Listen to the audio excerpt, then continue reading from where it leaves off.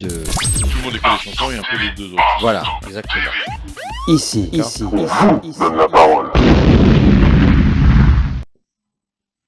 Bonjour à toutes et à toutes, bienvenue sur Artop, les artistes sont sympas. Alors aujourd'hui, j'ai le plaisir de recevoir Julien Joubert. Bonjour, merci Bonjour. de me recevoir. Ça va? Ça va super, je suis Bon. ravi d'être là. Alors Julien, c'est un plaisir de te recevoir. Comment est née ta passion pour la musique et plus particulièrement pour le piano? En fait, je suis né dans une famille de musiciens, donc on ne s'est pas trop posé de questions dans la famille. C'est-à-dire que faire de la musique, c'était naturel.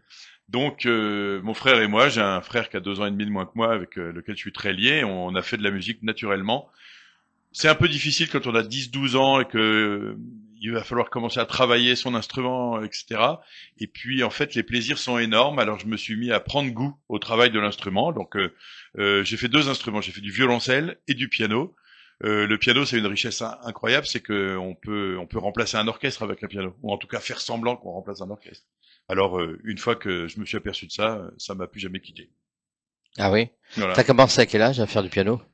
Oh, il y avait un piano à la maison, donc on peut dire que j'ai commencé à bébé à faire n'importe quoi, et puis j'ai commencé à travailler sérieusement à partir de 6-7 ans, disons, quelque chose comme ça. Alors, tu es sur un spectacle? Oui, depuis 3 ans, c'est la 3e saison où je fais un spectacle qui s'appelle Tout le monde écrit des chansons. Parce que mon vrai métier, c'est bon, je suis pianiste, mais je suis surtout compositeur. J'écris de la musique.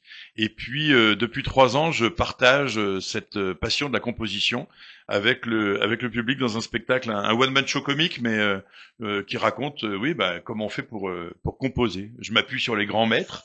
Donc Bach, Mozart, Beethoven, des grands compositeurs, puis aussi des chansonniers comme Charles Trenet ou Françoise Hardy ou Patrick Bruel. Et puis ah bah oui, bravo, ah bah bravo. Voilà. Et puis j'essaie de trouver des points communs dans toutes ces compositions là, et puis des principes de composition qu'on partage avec le public, et à la fin on écrit une chanson ensemble. C'est-à-dire que le public et moi, on écrit une chanson. Ça veut dire que le public participe à ton one-man show? Ouais, c'est ça. T'es tout seul sur scène? Je suis tout seul sur scène et le public participe s'il en a envie. D'accord. Donc il participe, et puis à la fin, la création, elle est clairement celle du public. C'est-à-dire que moi, je n'ai fait que organiser les propositions qui viennent de la salle. Comment tu organises avec le public? Tu demandes au public des mots? Et à la suite de ça, tu fais une chanson? Oui, il y a 2 séquences. Il y a est-ce que vous avez une phrase qui veut dire quelque chose, puis on part de ça, puis on crée un petit quatrain qui fait un petit refrain. Et puis il y a l'inverse, et au bout d'un moment, c'est moi qui propose un texte poétique, et puis je demande au public de chanter. Alors c'est pas un chant individuel, je demande pas aux gens de se mettre en danger donc c'est vraiment l'entièreté du public qui se met à chanter. Alors au début c'est assez moche, puis au bout d'un moment il y a une mélodie qui se détache, et puis de cette mélodie on fait une chanson, et à la fin les gens repartent en chantant. Et voire même plusieurs jours après, quand je les croise dans le quartier, là en ce moment je joue au studio Héberto dans le 17e, et parfois je les croise dans le quartier, ils font hey, c'est nous qui avons fait nanana, et ils me chantent leur chanson étant persuadés que c'est devenu un tube interplanétaire. Bon, moi j'avoue que je l'avais oublié en fait. 17e, c'est où tu habites? Non, j'habite Orléans, moi. Je D'accord. suis un vrai provincial, et je viens à Paris pour jouer. Je suis ravi. D'accord. Donc ça se joue où? Là, c'est au studio Héberto. Je joue tous les mardis et les mercredis à 19h. Et puis, moi, j'ai la chance de rester à Paris, en fait, parce que ce spectacle-là m'en a fait naître un autre. D'accord. C'est-à-dire que je travaillais sur la composition, et puis les gens me disaient, mais c'est intéressant ce que vous dites sur les grands compositeurs, on pourrait en savoir plus, mais moi, mon spectacle, il a quand même une durée de spectacle. Alors j'en ai fait un autre qui s'appelle Une histoire de la musique en 80 minutes. Là, c'est la première saison, je joue au Théâtre Montmartre-Galabru. Alors là, pour le coup, c'est les jeudi soir. Donc pour un provincial, c'est-à-dire que je joue mardi, mercredi à Héberto, le jeudi au Théâtre Galabru, donc finalement, je suis quand même pas mal parisien, là. Et alors là, c'est une histoire de la musique, donc c'est horizontal, c'est-à-dire que je pars du Moyen-Âge jusqu'à aujourd'hui, et on fait, c'est ça. Le titre est pas mal trouvé, hein. Une histoire de la musique en 80 minutes, c'est une histoire de la musique, et ça dure 80 minutes. Surtout que le théâtre Galabru, c'est un beau théâtre. C'est un super théâtre. Je le connais bien, moi j'habite pas loin. Ah, oui. c'est vrai? Ouais. Voilà. Formidable, je serais content de te voir dans ma salle. Donc c'est tous les jeudis à 19h30. Voilà. Avec grand plaisir. Alors, comme on est en spectacle chez toi, tu commences par composer la musique, les textes, Ou les deux à la fois? Quand j'écris une pièce de musique, j'aime bien me commencer par le texte en fait. En fait, j'ai une sorte de je pense que chaque texte a une musique qui est à l'intérieur à l'intérieur. Quand on prend n'importe quelle phrase, on peut la transformer en musique. Par exemple, ce que je viens de dire, quand on prend n'importe quelle phrase, on peut la transformer en musique. Il suffit de trouver le rythme. Quand on prend n'importe quelle phrase, on peut la transformer en musique. Quand on prend n'importe quelle phrase, on peut la transformer en musique. Quand on prend n'importe quelle phrase, et hop, la musique elle naît comme ça naturellement. C'est un peu ça que je fais dans Tout le monde écrit des chansons. C'est-à-dire que le parler devient chanté sans qu'on s'en rende compte, et puis après je glisse quelques accords au piano, et hop, la chanson est née. D'accord. C'est vrai, hein, y a rien de magique. J'explique la technique que j'utilise pour faire ça, et puis ça marche à chaque coup. Alors quand tu écris le soir, tu écris chez toi. J'aime bien écrire chez moi. C'est ça qui est compliqué en ce moment, parce que j'ai ces deux spectacles, même en fait, j'ai même trois spectacles. J'en fais un autre le mercredi après-midi, et puis pendant tous les jours des vacances là, avec mon frère Clément, on fait un spectacle jeune public qui s'appelle L'aventure du petit flûtiste de rien du tout. Donc ce qui me fait rester à Paris beaucoup. Et ça c'est un peu difficile parce que j'aime bien écrire à Orléans, là d'où je viens.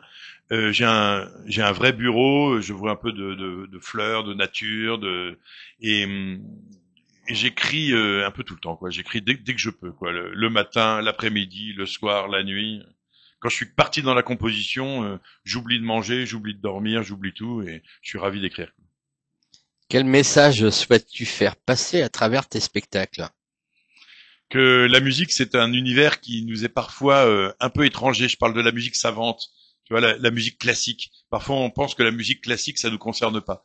Et ce que j'essaye de faire passer, c'est que la musique classique, ça peut nous concerner. On n'a pas besoin d'être savant, d'être cultivé pour aimer la musique classique. Dans le spectacle que je fais avec mon frère Clément, l'aventure du petit flûtiste de rien du tout, on s'adresse à des enfants de 4 ans, 5 ans, puis à leurs parents, à leurs grands-parents, et on fait des blagues, des clowneries sur la musique.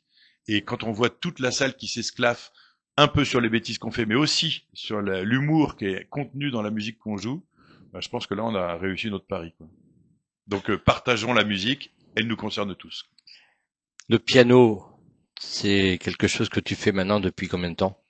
Bah, je viens d'avoir 52 ans, donc on va dire que ça fait 46 ans que je suis au piano. Donc je commence à savoir au moins où se trouve le do, et j'ai découvert que le ré était à côté là déjà. Donc, je pense que encore 7 fois comme ça, puis je connaîtrai la gamme, je pense. D'accord. Euh, Quels sont tes projets actuels ou à venir?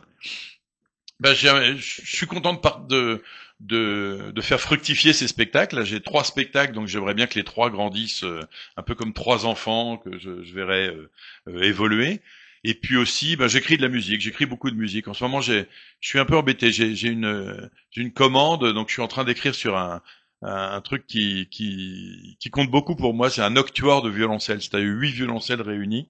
Et j'avoue que je vis avec ça, matin, midi, soir, la nuit. Je me réveille, je note des trucs. Ça, c'est un projet qui me tient à cœur. J'espère terminer on va dire dans un mois et demi. J'espère terminer cette partition. Que dirais-tu à un jeune pianiste ou un compositeur qui voudrait vivre de sa passion? Il faut pas se mettre de barrières soi-même. La vie nous offre déjà suffisamment de barrières comme ça. S'il a envie d'être musicien, d'être compositeur, il faut le faire. Il faut le faire. Pas forcément suivre les chemins qui sont tracés. C'est-à-dire que c'est important de voir qu'il y a des chemins comme ça. Puis de temps en temps, on se dit mais c'est pas ça que j'ai envie de faire. C'est pas ça que j'ai envie de faire. Bah non, il faut foncer dans le tas. Et tant pis s'il y a une barrière, il faut peut-être essayer de passer à travers, parce qu'en fait le- l'art, c'est quand même un synonyme de la liberté, quoi. C'est-à-dire que la création artistique, c'est quand même montrer qu'on peut avoir une grande liberté. Donc, ce que je donnerais comme conseil, c'est, faut pas trop se poser de questions, il faut foncer tout droit. Tu travailles donc avec ton frère Oui, j'ai sur j'ai la chance l'écriture et d'avoir un frère sur... qui est chef d'orchestre, un grand chef d'orchestre, puis un D'accord. très bon flûtiste. Donc, on travaille très souvent ensemble. Il est également dans l'écriture. Alors lui, il orchestre, c'est-à-dire moi parfois j'écris des partitions en disant bon bah ça j'imagine plutôt un instrument de la famille des bois, ça plutôt un instrument de la famille des cuivres, ça les cordes, et puis je lui donne tout ça et lui il distribue les partitions pour tout l'orchestre et il fait quelque chose de somptueux. Là où moi je suis sûr j'aurais fait quelque chose de pas mal, lui il en fait un truc vraiment extraordinaire. Donc c'est un bonheur de travailler avec lui. On se connaît évidemment parfaitement bien depuis 50 ans et, et j'ai beaucoup d'admiration pour lui. Hein.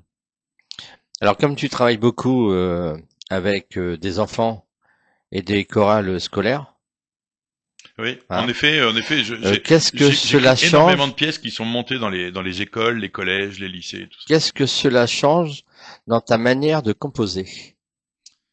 Euh, il faut savoir à qui c'est destiné. C'est-à-dire que ça, c'est important. Parfois, j'ai des confrères qui écrivent de la musique en disant je sens que j'ai ça en moi, etc. Et donc, ils sortent une partition. Alors, ça peut m'arriver. Hein. Ils sortent une partition sans trop savoir qui va s'en emparer. Moi, quand j'écris pour des jeunes, je dois ne jamais oublier que c'est pour des jeunes. Donc, on va dire que mes problèmes personnels, mes problèmes d'artiste personnel, je vais les laisser un petit peu de côté parce que ce qui compte, c'est quand même que les gamins qui vont prendre ma pièce soient concernés par cette pièce. Donc, je n'oublie jamais. Mais c'est un peu comme quand on raconte une anecdote. Si tu pars en vacances et que tu racontes ce que tu as fait pendant tes vacances à ton meilleur ami, c'est pas exactement le même récit que tu vas faire à tes enfants ou tes petits-enfants. Forcément, ça veut pas dire qu'on va mentir à ses petits enfants, mais on va peut-être pas raconter le repas chez machin, ce qu'on a bu, ce qu'on a mangé, etc. Aux petits enfants, on va dire ah là là, je suis passé à côté d'un zoo, il y avait ça. Il y a des choses qui les intéressent, qui intéressent pas forcément nos amis, inversement. Bah moi, quand j'écris pour les jeunes, j'essaye de faire en sorte que je fasse quelque chose qui les intéresse, qui les concerne, et puis ensuite qui s'emparent facilement de ma pièce pour que ça devienne la leur. C'est un beau projet de travailler comme ça avec les gens, les spectateurs qui sont dans le public, de les faire chanter. Bah, des fois, bon, c'est un spectacle comique, ça veut dire que tout le monde rit, mais on rit beaucoup, hein, vraiment. Là, je suis un peu sérieux là quand je parle des spectacles, mais c'est vraiment un spectacle où on rit beaucoup. Enfin, les trois d'ailleurs, ce sont des spectacles où on rit beaucoup. Mais de temps en temps, je vois bien que chez certaines personnes du public, ça fait sortir quelque chose d'eux où il y a une émotion énorme qui sort. Alors le rire, c'est pas loin de la grande émotion. Hein, le rire, c'est une des manifestations. Mais de temps en temps, ils chantent, ils rient, et puis à la fin, ils viennent me voir en disant «Oh, je pensais pas que je pouvais faire un truc comme ça. On a composé une chanson». Et puis ils sont presque en larmes en disant «Mais oh, c'était super, c'était magique». Voilà, c'est un peu le mot qui sort à la fin. C'était magique. Bon, moi, je suis le compositeur le plus heureux du monde une fois qu'on me dit ça. J'ai fait un instant magique. Tu Super. mets combien de temps pour préparer un spectacle? En fait, on met assez longtemps, c'est-à-dire que écrire le spectacle, je mets très peu de temps, c'est de l'ordre de quelques jours, mais en fait, je m'aperçois que c'est en faisant le spectacle on le travaille. Là, tout le monde écrit des chansons, j'en suis à la 130e représentation, on peut dire que je commence à le maîtriser. Et donc là, je vois bien que maintenant, il est sur les rails. Une histoire de la musique, en 80 minutes, j'en suis à la 30e représentation seulement. Bon, je commence à le maîtriser, mais je vois bien qu'il y a encore du chemin. Je suis content de le travailler. Donc, on va dire combien de temps on met pour préparer un spectacle entre 2 jours et 3 ans. D'accord. Et comment on arrive à jongler, à faire 3 spectacles dans Paris comme ça? Voilà, ça soigne mon hyperactivité. Moi, j'ai D'accord. besoin d'être actif tout le temps, donc je suis content d'avoir 3 spectacles, d'avoir des commandes, enfin des compositions à faire, des enfants à faire chanter. À Orléans, je fais chanter beaucoup d'écoles. Je suis ravi de travailler avec des enfants des écoles et leurs enseignants. Ouais, je m'arrête jamais. Comme ça, j'ai l'impression d'être vivant. C'est un bon Absolument. moyen. Pour finir l'émission, tu as certainement des réseaux sociaux.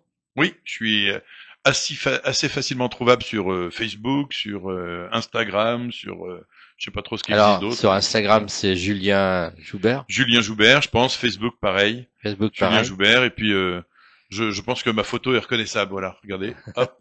Et ben, sur les réseaux, vous me retrouvez facilement. Bon, merci d'être passé Non, non, ben, merci beaucoup. sur Artop. Merci de l'invitation. Merci. Donc, on te retrouve le jeudi Le jeudi au soir, Théâtre Galabru, 19h30 au théâtre Montmartre-Galabru. le Mardi mardi et mercredi au mercredi. studio Héberto pour Tout le monde écrit des chansons. Et le mercredi après-midi et tous les jours pendant les vacances à la Comédie Saint-Michel pour l'aventure du petit flûtiste de rien du tout avec mon frère Clément. Quel programme! Et hop! Et voilà. Voilà. Merci mille fois. Merci, beaucoup. Julien d'être passé Avec sur grand Artop. bonheur. Merci. Merci beaucoup. Et puis, à très bientôt. À très bientôt, j'espère. Voilà. Merci. On se retrouve la semaine prochaine, même heure, même endroit, ici sur Artop, bien sûr. Bye bye. Merci. Bon week-end.